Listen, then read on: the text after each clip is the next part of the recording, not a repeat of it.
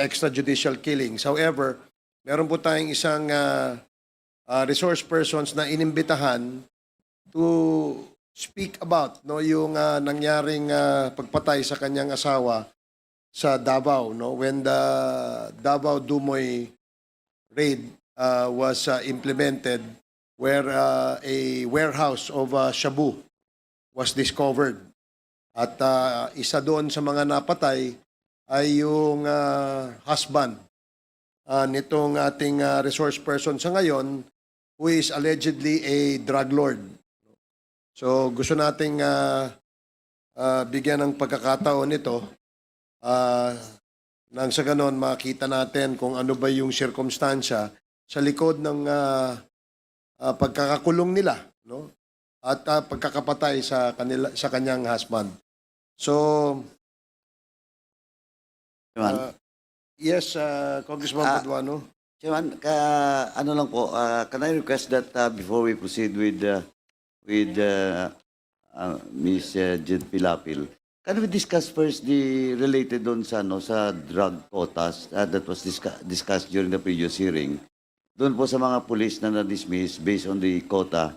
Kasi kaninang umaga pa po naghintay dito si Vice Commissioner Bernabe at saka yung sa CSC. Nandito ba yung taga Civil Service Commission? Civil Service? Any Wala. representative from Civil Service? Oh, saan sila? Silang importante.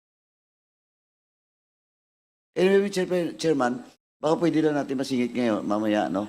Kasi si Vice Commissioner Bernabe is already informed at he participated during the last hearing. Ang mahalaga ngayon dito, Mr. Chairman, is yung presence ng CEC because I have with me all the case folder that was also submitted by the CEC to this committee, Mr. Chairman. So we cannot discuss this unless in the presence of the CEC. Kasi may tatanong na Okay. ako sa kanila. Sige, Thank you, Chairman. For the meantime, nawala pa yung representative ng CSC. Can we proceed with the deliberation on, or maybe perhaps the questioning or interpellations to Ms. Jed Pilapil C.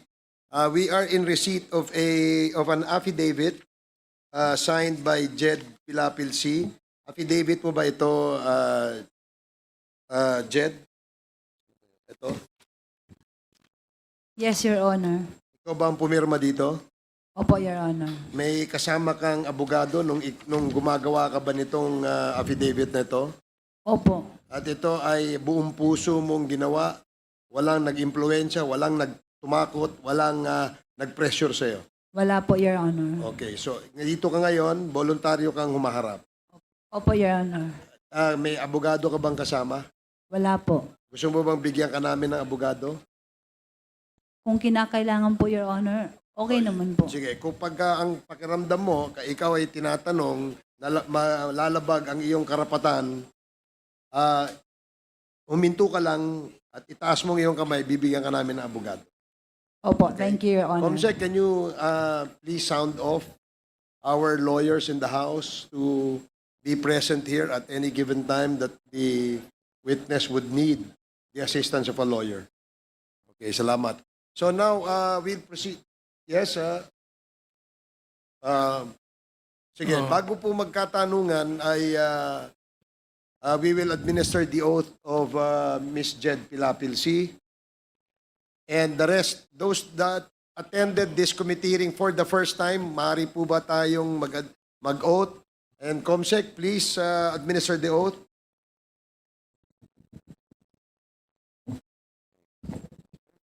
Maring tumayo po and itaas natin ang ating kamay. Kayo ba ay nanunumpa ng katotohanan, pawang katotohanan at buong katotohanan sa pagdinig ng kapulungang ito? At kaawaan nawa kayo ng Diyos. Maraming salamat. The oath has been administered.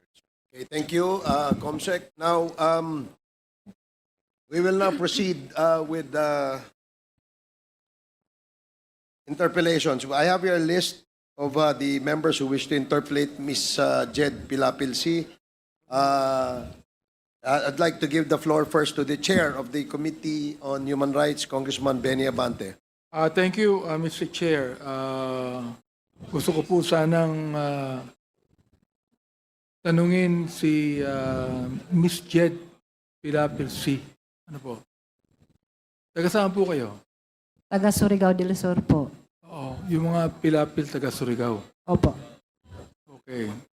Kasi meron akong mga kamag-anak na Pilapil sa Bicol. Oo. Sinabi nyo, nung December 31, 2004, ay tinawagan po kayo ng asawa nyo, si Alan C. Opo, Your Honor, kasi nga, nag-usap kami na magkita. Anong napag-usapan nyo? Tinawagan niya po ako kasi supposedly nga magkita kami sa SM dahil ipapasyal namin yung anak namin. Nagkataon po na tulog siya nung mga 3 p.m. Kaya sabi ko sa kanya, mamaya na lang kasi tulog na tulog yung bata. Kaya hinintay ko na magising yung anak namin. So siguro mga 5 p.m. Ilan po ang anak nyo? Isa lang po. Okay. Tapos, nung 5 p.m., kaya Lalaki siya, lalaki. babae po. Ilang taon na siya? Actually, nung iniwan ko siya, 3 years old pa lang. So, 20 years na po ako, 23 na po siya. Okay. Nasaan po siya ngayon, yung anak niyo? Nandito po, sa Manila po. Sa Manila. Okay. Nagpunta pa kayo sa SM? Opo, pumunta po ako mga 5 na po ng hapon. Nagmadali ako kasi nga 5 p.m. na yon. Tapos, nung pagdating ko sa SM, nalaman ko na mga 6:30, mag-close na pala. Almost 6, dumating ako doon. So, nung pag-park ko ng sasakyan, tinawagan ko agad siya kasi nga, makikita kami doon. Ang nangyari, hindi na siya sumasagot. So, nagmadali ako ng tawag, nagpaulit-ulit ako ng nag-dial kasi kailangan ko nga siya na magmadali kami kasi wala kaming bigas at that time.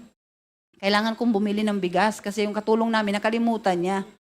So ngayon, hindi man talaga siya sumagot, pumunta ko sa Gloria Maris kasi wala kaming ulam, magbili na lang kami. So yun sa shortcut, hindi talaga kami nagkita. Umuwi ako ng bahay. Pagdating ko doon, kasi nandun yung mother-in-law at saka father-in-law ko galing China. Naiwan sila sa bahay. Anong oras kayo umuwi ng bahay?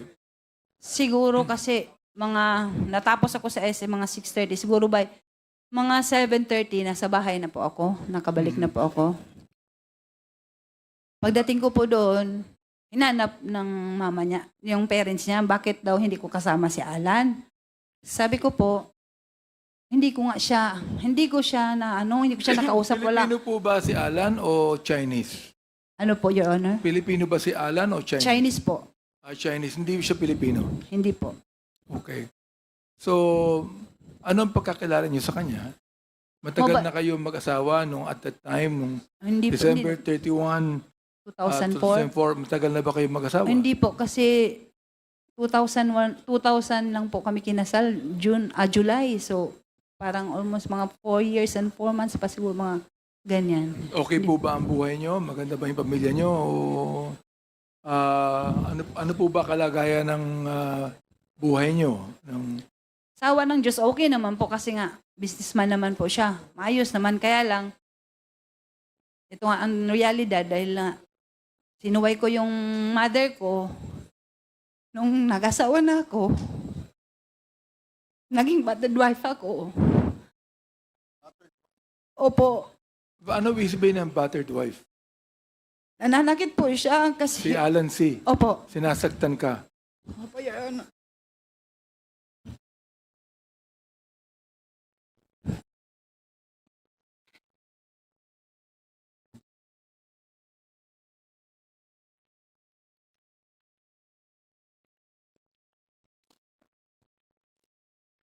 Siguro nga ito yung pinaka-biggest mistake na ginawa ko sa buong buhay ko. Kasi sa pag-disobey ko sa parents ko, Pero kahit sinasaktan ka, Mahal mo pa rin yung asawa mo. Ganun po, Your Honor.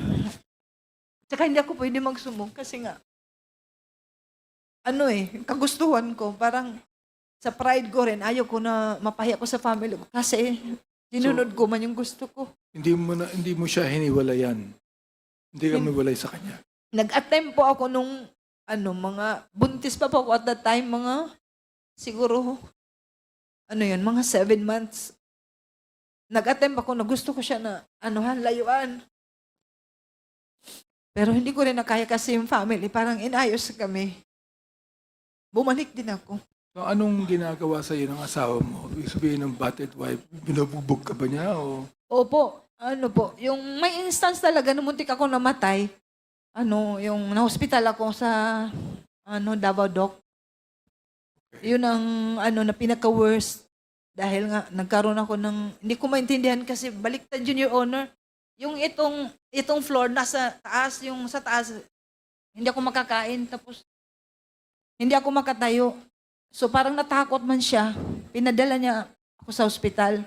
Pinatingnan niya ako dun sa, yung neurologist ba yun? Parang, yun. Tapos, yung ba'y ginagawa niya palagi o ilang beses niyang ginawa sa iyo mula nung kinasal kayo? madalas po, Your Honor, ang nakakaalam po yung, one time talaga kasi yung mother-in-law ko, minsan nagbakasyon na yun sa amin, nakawitness siya nung sinasaktan ako. Yung mama niya talaga ang may alam.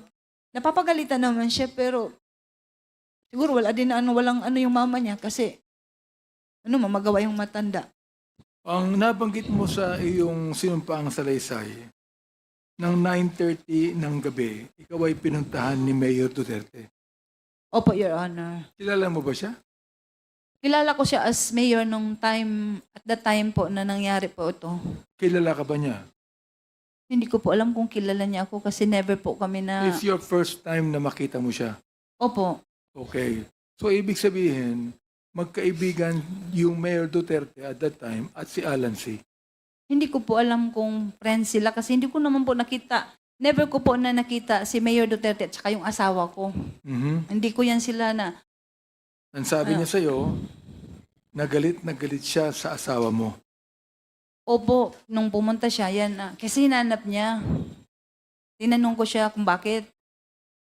Ang sabi niya, basta galit na galit ako sa asawa mo. Hindi niya sinabi ang dahilan kung bakit. Hindi niya sinabi kasi nga, kinulit ko nga siya, bakit po Mayor? Bakit may kasalanan po ba nagawa ang asawa ko? Bakit galit na galit? Kasi talagang galit siya, parang nanggigigil siya sa galit. Tapos sabi niya, Ibig sabihin, kung pinuntahan ka ni Mayor Duterte at that time, kilalang kilala nung Mayor Duterte at that time, ang asawa mo. hindi ko, Palagay ko, hindi kanya pupuntahan kung hindi mahalaga si Alan C. kay Mayor Duterte. Tama? hindi ko po masabi, Your Honor, kasi hindi ko naman alam kung magkakilala sila. Ang alam ko, mayor siya, pero never ko nga talaga na nakita yan sila na or wala kong instance na nakita na, Binanggit niya sa'yo na huwag kang lalabas ng bahay opo, at Your Honor. bibigyan ka ng security Opo, Your Honor. mula sa RMG, CIDG, pati Task Force Davao. Yun ang Opo. sabi. Nabigyan ka ba? Opo, Your Honor. Umalis si Mayor Duterte ilang minuto after na dumating siya. Ano yung again, Your Honor? Umalis siya sa bahay mo ilang minuto pagkatapos niyan dumating. Dumating siya ng 9:30, umalis siya ng anong oras? Madali naman lang po yung pag-uusap namin kasi nagtanong lang siya. Nag-usap kami dahil nga Friday kasi hindi ko yun makalimutan kasi Friday, magsa-Sabbath day na po ako pagka following day. Supposedly doon po yung Sabbath service namin sa Eden, yung resort doon sa Davao. Yung sinabi niya sa akin na huwag kang umalis kasi babalik ako sa'yo bukas. Huwag ka muna magpunta So, doon. nung umalis siya, Miss Jed, dumating yung mga security. Actually, nung pumunta po siya, Your Honor, marami sila eh. Marami siyang kasama. Marami sila. Kilala mo ba yung ibang kasama niya? Wala akong nakilala kahit isa doon, maliban wala. sa kanya. Wala siyang kasamang anak niya o sino man? Vice Mayor, Kunsel, wala po siyang kasama?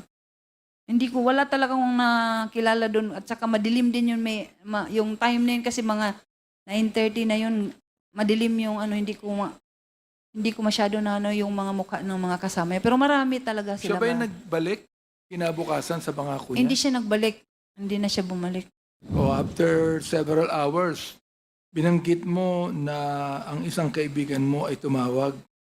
Tumawag sa iyo Nagtawag o po. tumawag sa asawa mo? Anong ibig sabihin nun? Ito, hindi ko talaga ma-sure kung sa akin na cellphone o sa asawa ko. Kasi nga, yung cellphone ng asawa ko, pag hindi siya sumagot or naka-off, magda-divert po sa akin. Mhm. So, nung time na tumawag yung kaibigan niya, kalimutan ko na yung pangalan, matagal-tagal lang, 20 years na po. Kasi, nung tumawag siya sa akin, kasi, Nakausap mo siya? opo, nang pagsagot ko, so, siyempre, kilala niya, babae ang sumagot, so ako yon. Nung pagsagot ko, sabi niya, Mrs., buksan mo telebisyon kasi, yung Dumoy ni Raid, nandun asawa mo, nandun si Alan, may namatay doon, may mga namatay. Parang hindi ako makapaniwala. Sabi ko, kasi alam ko may nakarenta doon yung bahay ko. Sabi ko, hindi, may nakarenta doon. Sabi siya, hindi, buksan mo telebisyon. May bahay ka doon? Sa Yung, Dumoy? actually kasi, Your Honor, yung Dumoy na property is nakapangalan po sa akin. Nakapangalan sa'yo? Opo. Ang Dumoy property. Opo. Yung pinagganapan ng krimen. Opo. Yung nirentahan ni Alex Kim, nakapangalan yun sa akin. Meron nga kami yung contract of lease. Gaano kalayo yun sa Arlene apartment kung saan ka nakatira? Medyo malayo po, Your Honor, kasi Toril yun, yung apartment namin, nasa ano lang yun sa Agdaw. So malayo-layo. Ibig sabihin, Turil yung Dumoy, yung Arlene sa Agdao. Sa Agdaw, malapit. Which is how many hours away? Mga 30 minutes o 1 hour? Hindi naman siguro maabot ng oras. Okay. Ang nabanggit mo, noong January 1, 2005, inimbitahan ka ng PDEA sa kanilang opisina. Nagpunta ka, di ba? Sa PDEA, opo. Okay, PDEA. Oo. Kilala mo ba yung PDEA ang nakipag-usap sa'yo? Hindi ko sila kilala nung una kasi wala akong kilala doon kahit isa sa kanila. Okay. Nakilala ko na lang sila nung may mga ano sila yung parang dito, mga sa pangalan. Kaya So, nakikita. sino po ang PDEA na nakilala mong kumausap sa'yo? Na Yung- in-interview ka? Una yung si Monte de Ramos po. Sino po? Sino po? Monte de Ramos, namatay na po yun, Your Honor. Ang alam ko. Namatay na. Opo. Anong kinamatay niya? Base lang po sa sinabi sa akin kasi before po siya namatay, nagpunta pa yun ng jail. Parang heart attack yata. Hindi ko talaga sure, pero Heart yun lang. attack? Opo, Oo. yun lang Hindi- ang sinabi Hindi po siya namatay sa pakikipaglaban. Hindi ko talaga sure kung ano, pero ang sabi na ano daw siya, na heart attack. Sino pa ho ang nakausap mo niyo sa PDEA? Yung si nakilala ko na yun, si Val Carillo. Val Carillo. Opo. Ang kanyang apelido ay Carillo. Opo, Your Honor. Siya po ba'y buhay pa? Wala na talagang balita, Your Honor. 20 years na nga po ang dumaan. Hindi ko na Okay. alam, hindi ko na nga kilala siguro kahit mga mukha nila. Hindi ko na Okay. matandaan. 20 years. Alright. Sino po itong si Alex Kim? Ano po, yan po yung nag-rent ng namin, yung bahay namin. Ano po ang kanyang relasyon kay Alan C? Actually, first time ko lang talaga na nakita si Alex Kim, pinakalala sa akin ng asawa ko. Sabi niya, mag-rent nga daw kasi mag-open daw sila ng business. Yung sa Dumoy. So Yun. business partner po siya ni Alan. Hindi ko alam kung business partner sila. Pero ang sabi niya sa akin, mag-open ng business si Alex Kim. Yun ang sabi niya. Ito ba si Alex Kim ay Chinese din o Pilipino? Hindi ko maintindihan, Your Honor, yung nationality niya, honestly. Kasi nga, marunong siya mag-Korean, marunong siya mag-Japanese, marunong siya mag-Chinese, marunong siya mag-Tagalog. Kaya hindi ko alam kung Korean, Chinese ba siya o ano. Kasi nagtaka nga ako, kaya nalaman ko, kasi nagyabang siya. Salita siya ng Korean, sabi ko, parang matalino siya. Sabi ko, bakit ang dami niyang alam ng mga languages? Marahil kaibigan din ito ng the then Mayor Duterte, si Alex Kim, correct? Hindi ko po alam, Mayor. Hindi ko po alam na si Mayor at saka siya magkaibigan. Kasi nakita ko lang po si Alex Kim nung pinakilala nga ni Alan, nung asawa ko, na magre-rent siya ng bahay. Ito namang si Hong Ming na may-ari ng DCLA Plaza. Ito po bang DCLA Plaza nasa Davao po. Davao Yun. City mismo? Opo, Your Honor. At ang may-ari ay si Hong Ming. Opo, yun po ang pagkakilala ko sa kanya, Hong Ming. Kasi yun ang tawag ng asawa ko, Hong Ming eh. So ito yung ano yung full name niya? Honestly, Your Honor, hindi ko kilala kung ano talagang pangalan niya. Kasi nga, pag yung asawa ko, sabi magpunta tayo kay Hong Ming kasi nga may display area kami doon sa mga mattresses, yung foam. Hindi kaya itong si Hong Ming ay si Michael Yang din sapagkat si Michael Yang nagsasabing siya ang may-ari ng DCLA Plaza? Honestly, ito Your Honor, pinakita sa akin yung picture kasi may sa akin na yung friend ko sabi niya, alleged, yung asawa mo na ungkat na naman yung kaso nyo kasi si Michael Yang. Kilala mo si Michael Yang? Sabi ko, hindi ko kilala yan si Michael Yang. Sabi niya, yung may-ari ng DCLA. Sabi ko, ang pagkakilala ko sa may-ari ng DCLA, si Hong Ming, hindi ko kilala yung Michael Yang. Therefore, dahilan dun sa usapang yan, nakita mo ngayon na ang may-ari ng DCLA na Hong Ming ay si Michael Yang din. Nakita ko yung picture. Opo, siya po yun. Meron ba kayong dalang picture ngayon ni Hong Ming o ni Wala. Michael Yang? Wala po akong picture sa kanya. Pero may pinakita ka sa akin kanina. Yung Pwede bang ipakita natin ang picture ni Michael Yang? Palagay ko, makikita mo kung sino siya. I-flash natin po ang picture ni Michael Yang.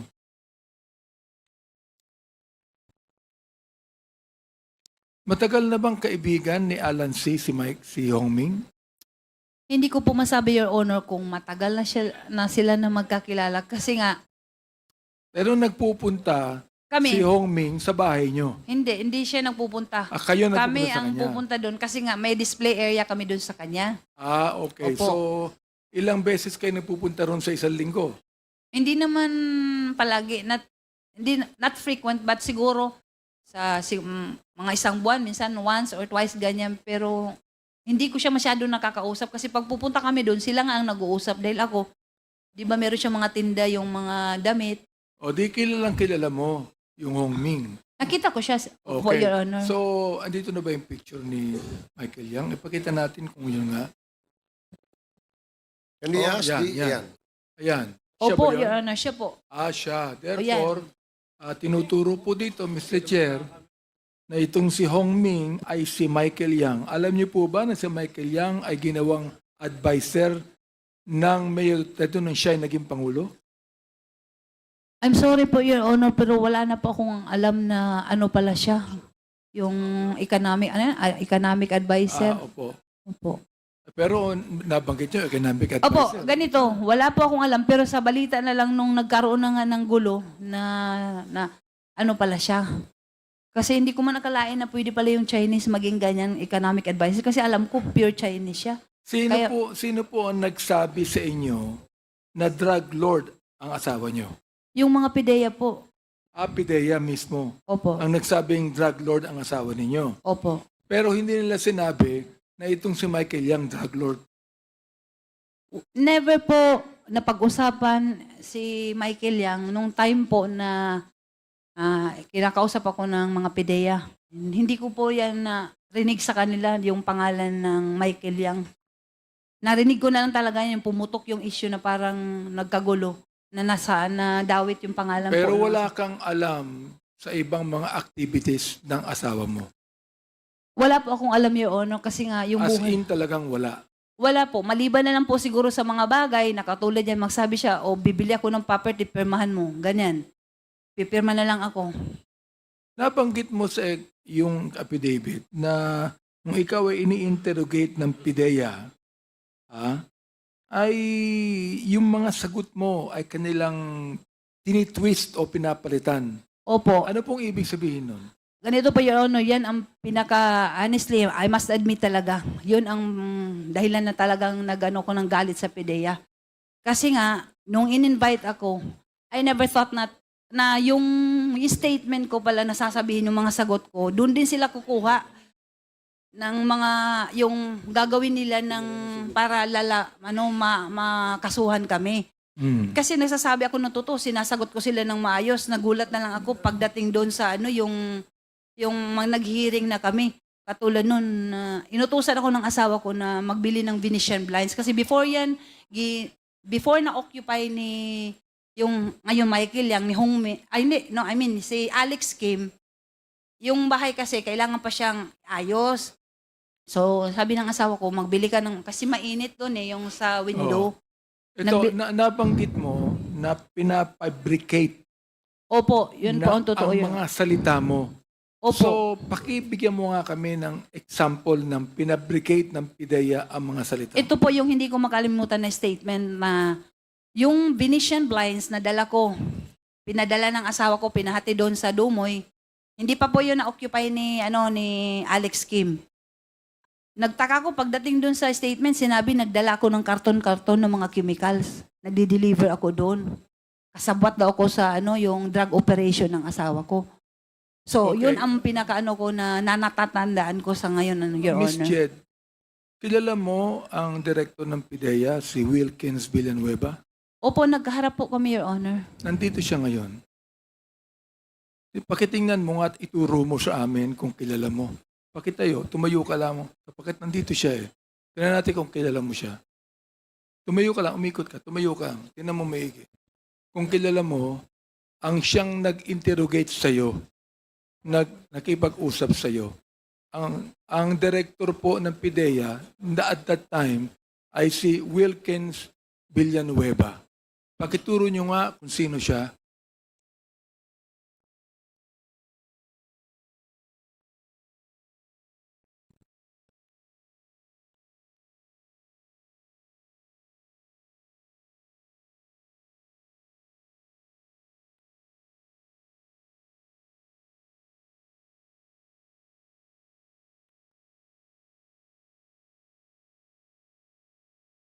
Kilala nyo na po siya?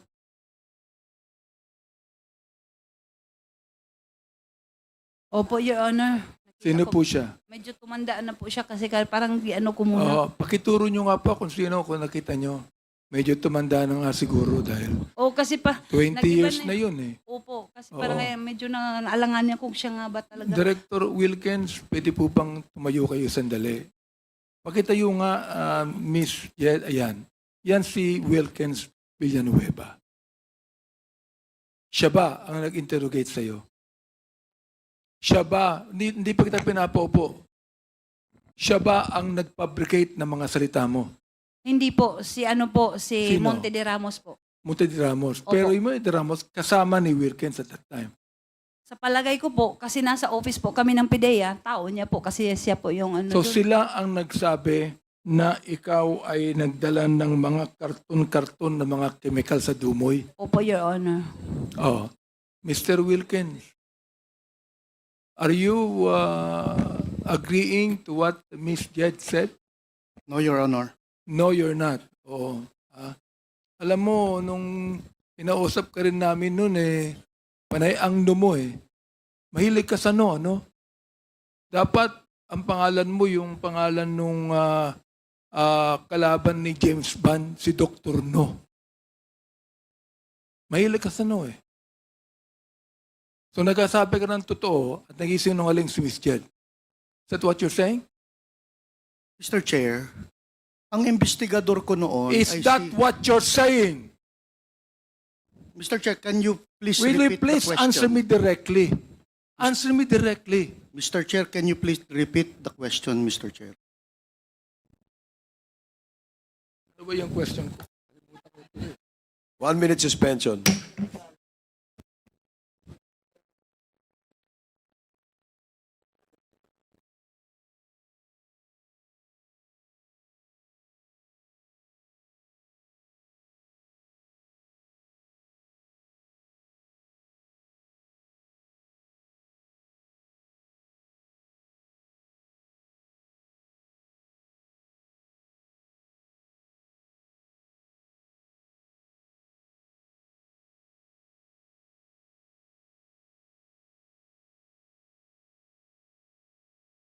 Okay.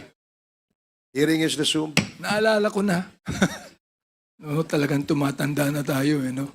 Ang tanong ko, is that what you're saying? So, please explain. Thank you, Mr. Chair. Mr. Chair, si Monte de Ramos was my investigator. So, ang ang sabi ni Jed Pilapil, dinala siya sa PIDEA. Tinanong si Jed Pilapil kung kasama ako doon na nagtatanong. Hindi siya sigurado, Mr. Chair, pero she presumed na naandun ako dahil nasa opisina ako.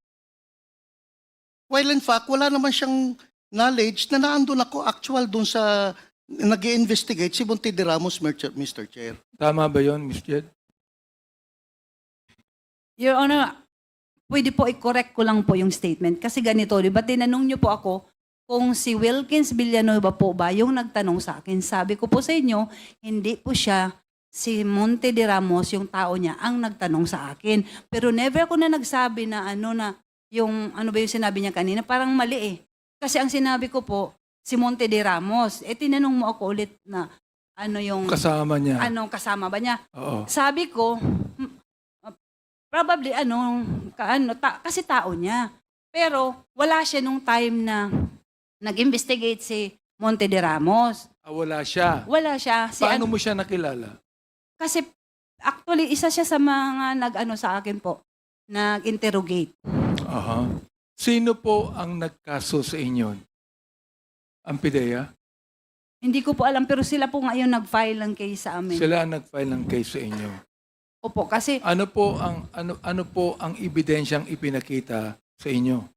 actually, Your sa Honor, korte? hindi ko po alam kung ano po. Kasi nga, Sapagkat na-convict ka, di ba? Convicted yun ang ka. actually, ayoko na nga sana itong balikan, Your Honor, 20 years ago. Medyo masakit na I was able to forgive sa PDEA. Kasi parang kung ano man yung ginawa ng asawa ko, kasi nasira yung buhay ko at saka yung anak ko. I've learned to forgive kahit si Sir Wilkins. Ayoko na sanang balikan to. Sa totoo lang kasi masakit yung ginawa nila.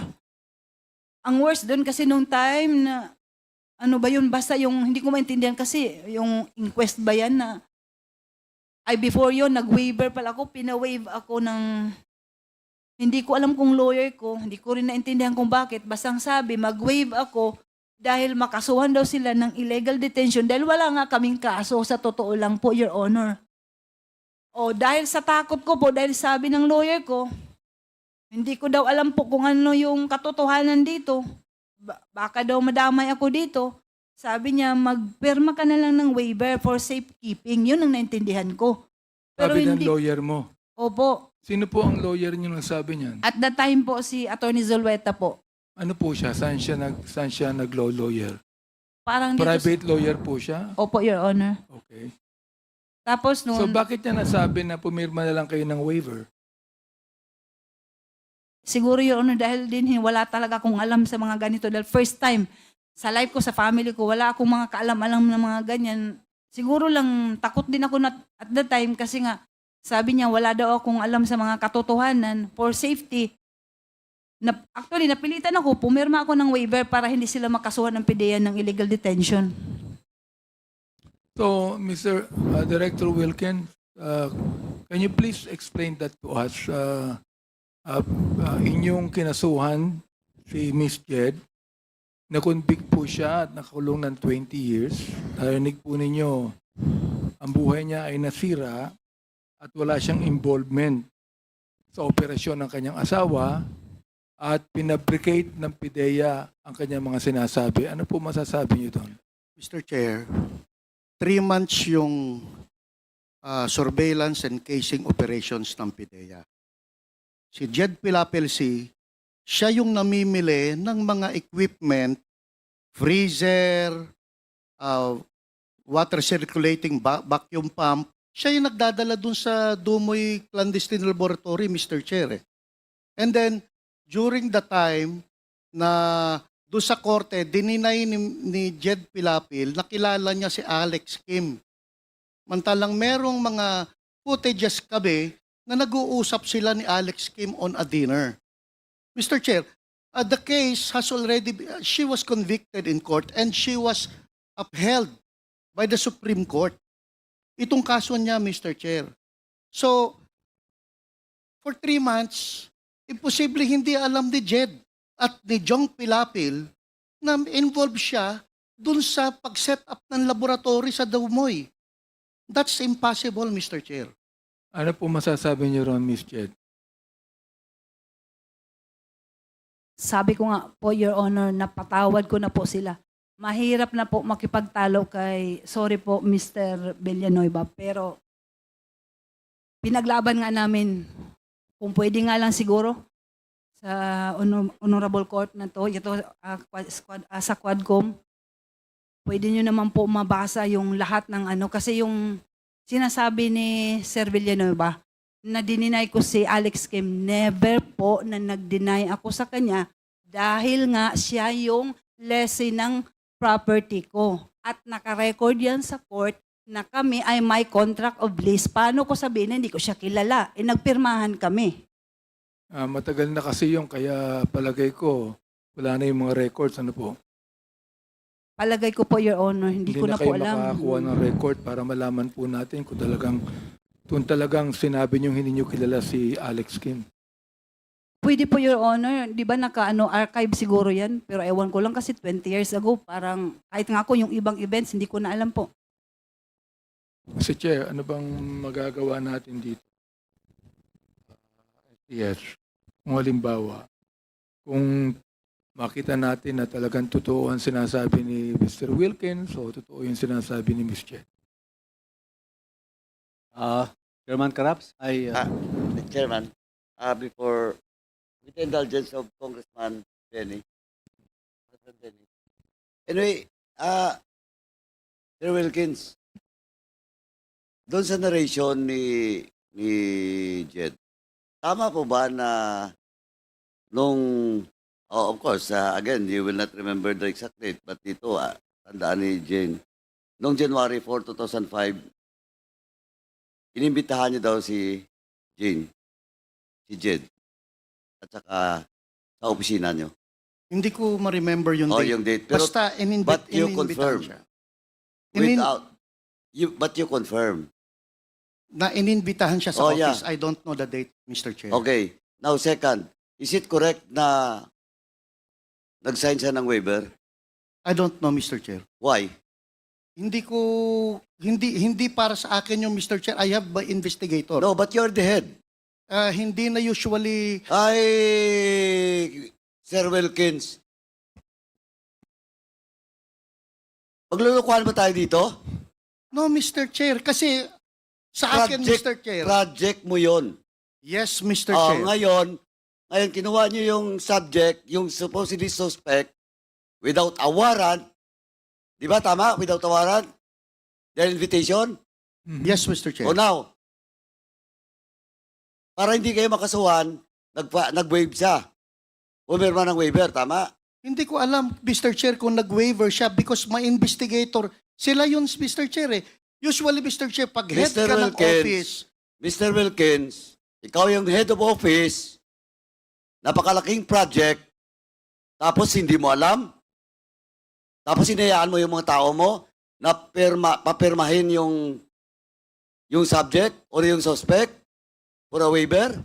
Mr. Chair, as head of office, ang in-charge dyan is investigator. I delegate the job sa investigator. Anyway, Mr. Chair, may lawyer sila, Mr. Chair eh. But in that case, Mr. Wilkins, are you not liable if ever there will be a violation of the rights of because you're just at the head and there is an investigator? Ito, theoretical lang. Mr. Are Chair, you not liable? Theoretical hindi ko sinasabi na he has all the basis of his overclaim. usually, Mr. Chair, sa... Hindi nga. At tinatanong ko, theoretical. Hypothetical. Theoretical. Are you liable or not? No, Mr. Chair. Why? Dahil hindi naman... But you are the head of Yes, Mr. the office. Yes, If- Mr. Chair. If illegal activity or whatever violation of law under your office, as the head of office, you are reliable, especially in this case. Especially in this case, this is a very big project of your office. Oh, Mr. CSC Chair. nandito. Ito, CSC, this is not CSC. This is the subject. Are you a lawyer, sir? Good afternoon, Mr. Chair, and to all the other members of the board. This is the subject for in your invitation, no? But tanongin na kita. In this case, eto, hypothetical lang. If the investigator of Wilkins violates the right of the suspect, is he not liable of any case? Mr. Chair, there are circumstances that has to be met for the principle of command responsibility to apply to the extent that the principal may be liable. Because, Mr. Chair, as explained by former Executive Director General Villanueva, he mentioned that he delegated the conduct of, if I heard him correctly, the conduct of that operation to his investigation. No, that is not the conduct of the operation, the conduct of the investigation, of the interrogation, Mr. Chair. of the interrogation. Yes, Mr. Chair. Pero sa project, nandun siya. Directly being supervised by Mr. Wilkins. Like At inamin niya yan. Well, in fact, nagyabang pa siya dito. That is not a project of a Asierto, that is my project. And that's in record. Now, in that case, Attorney, yes, Mr. Chair. is he liable? Again, Mr. Chair, as I mentioned nga po, there are circumstances that would qualify Cora po. Paduano, Ah. the indulgence na lang, attorney. Ang tanong natin is he liable on the basis of command responsibility? Mr. Chair, as I am explaining, there should be qualifying circumstances present in a case for a principal to be liable under command responsibility. There is, just like what you've said, that he delegated the authority to investigate. Kumonte de Ramos. Hindi na makapagsasabi ngayon, patay na eh. Palagay ko, namatay siya dahil dyan eh. Mr. Chair, Pangalawa, walang arrest warrant. Is that a violation too?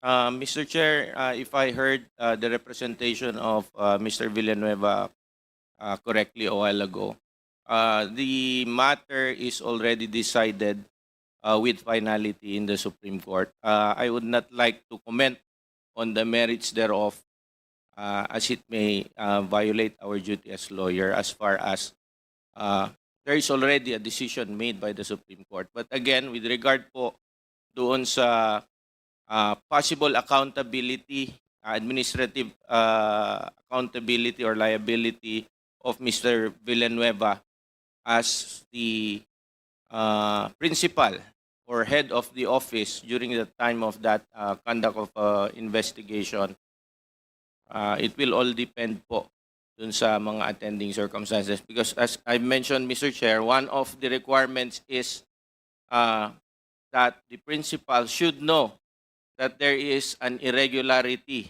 or an omission that was committed, and despite knowing of such irregularity or wrong committed by his subordinates, he failed to take corrective actions on the matter. So The irregularity caused the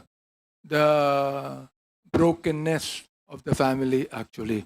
Anyway, Miss Jed, nabanggit mo na hanggang ngayon, hindi mo alam kung buhay pa o patay na ang iyong asawa? Hanggang ngayon, hindi mo alam. Yes, Your Honor. Okay. Mr. Wilkins, alam mo ba napatay na si Alan T? Mr. Chair, wala siya doon sa laboratory when the time was when we raided the laboratory, Mr. Chair. So hindi mo rin alam kung buhay Hindi siya. ko alam, Mr. Chair. Oh, okay. So, ayan. Miss Jet, narinig mo ang sinabi ni Director Wilkins na hindi rin niya alam kung buhay o patay ang asawa mo. Opo, Your Honor. Actually, kung pwede pa akong magsalita.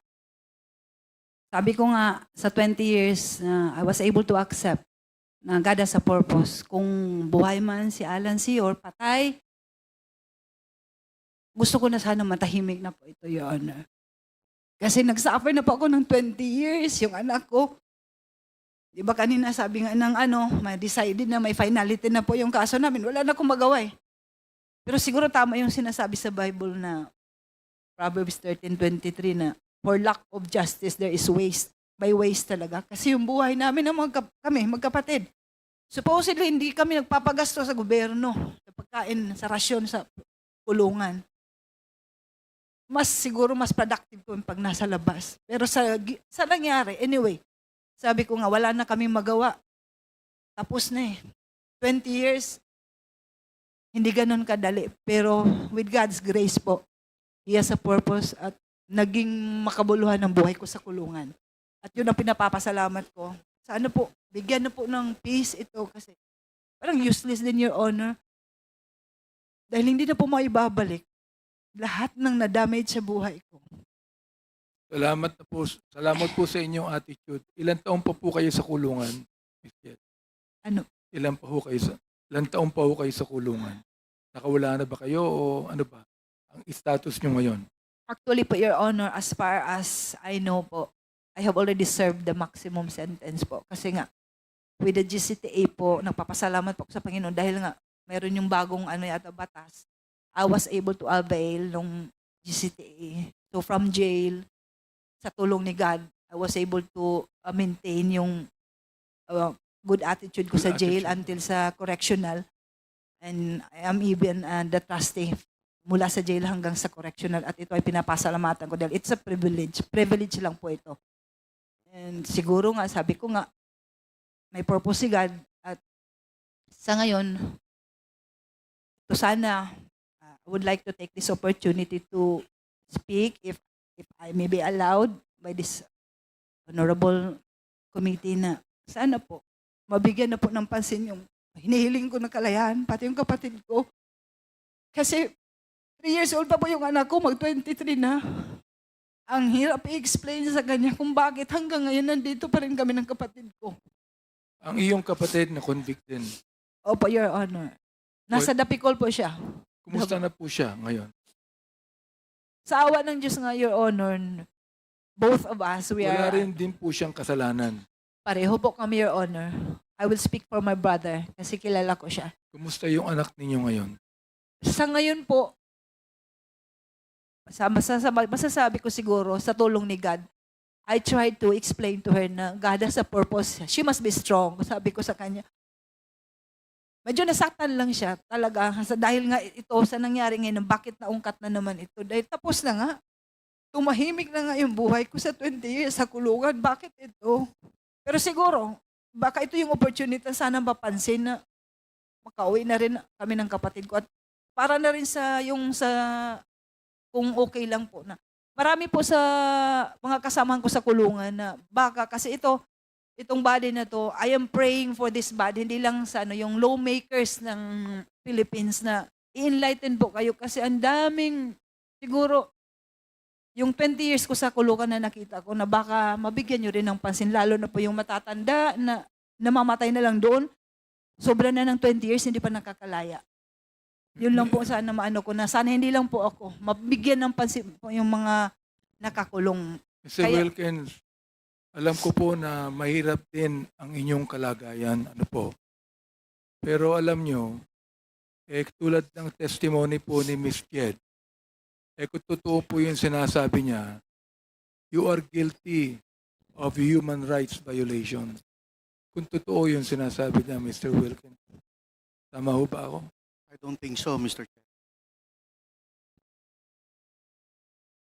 Sabi ko, kung totoo ang sinasabi niya, you are guilty of human rights violation. Yes, Mr. Chair. You are. Correct. Yes, Mr. Chair. Kung Kung totoo totoo. yung sinasabi ni Kung Cody. totoo, Yes, you Mr. are Chair. guilty Yes, of Mr. human Chair. rights violation. Sasabihin ko sa iyo, kung totoo ang sinasabi niya, hindi ka na makakatulog mamayang gabi. Mr. Chair, 20 years yan, Mr. Chair. Kitang-kita ko sa mga video. Hindi ko na kinakailangan pang explanation mo, Mr. Wilkins. Mr. Chair, gusto ko naman tanungin po itong, I'm so glad that Miss Fortune is with us today. Dr. Fortuna, ano po, you have done a lot of forensics, no, sa mga biktima po ng extrajudicial killings, no. So we'd like to find out kung ano yung findings niyo po sa kanila.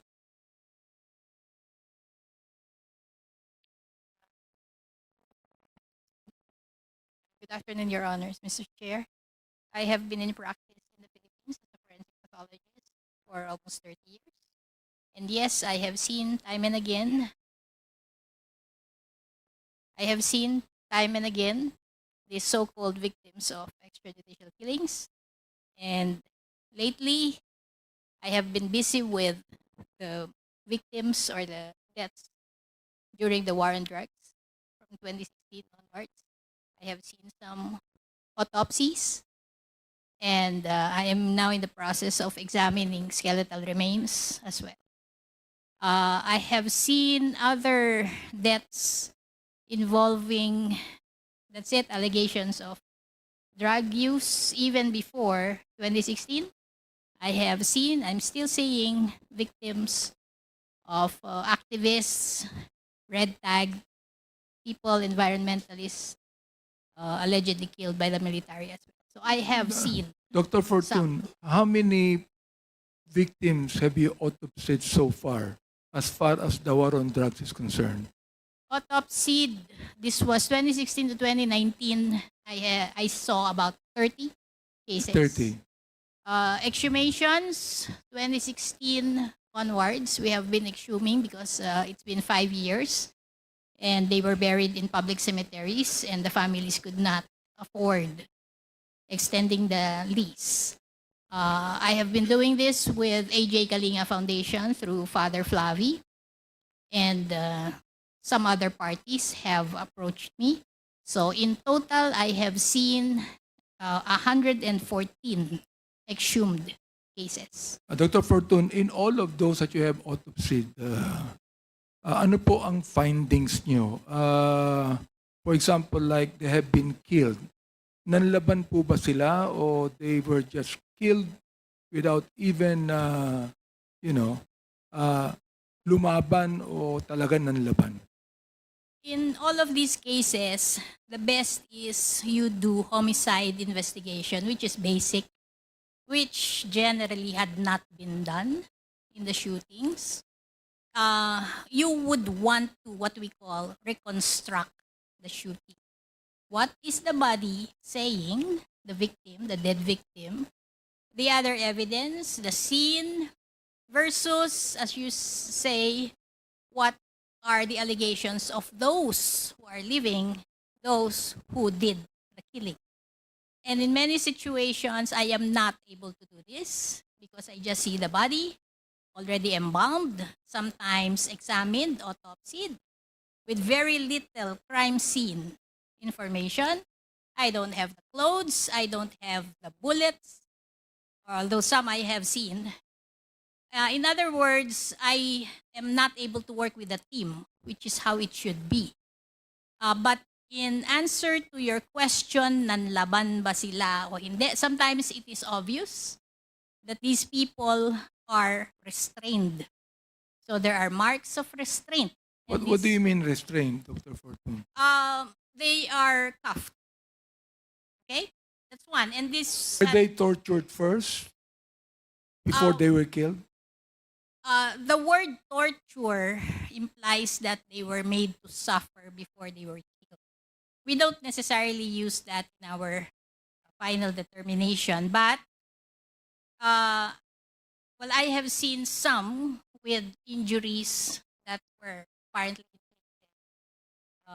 before they were killed, but this is a case very memorable to me, but not necessarily involving drugs. This was Mr. Randall Echanis. So, but the issue again of did they fight back? And therefore they had to be shot. That is very common statement of police. In fact, there seems to be a template of how they had to fight back. But if you look at police procedures in other countries, The police are not supposed to kill. And if they do, there should be a very science-oriented, objective, independent investigation, which doesn't happen here. Again, back to your question, did they fight back or not? I have seen some cases with apparent what we call defense-type injuries. Sometimes the bullet is still embedded here, or you have through and through gunshot wounds. I'm seeing that. I saw that in some of my autopsies and in some of the skeletal remains I am examining. But really, how do you determine what happened? It's totality of evidence, and unfortunately, many times I do not have access to that, Your Honor. Thank you very much, Dr. Fortune. I think that, Mr. Chair, the others would have some questions. Thank you very much. Thank you, Chairman.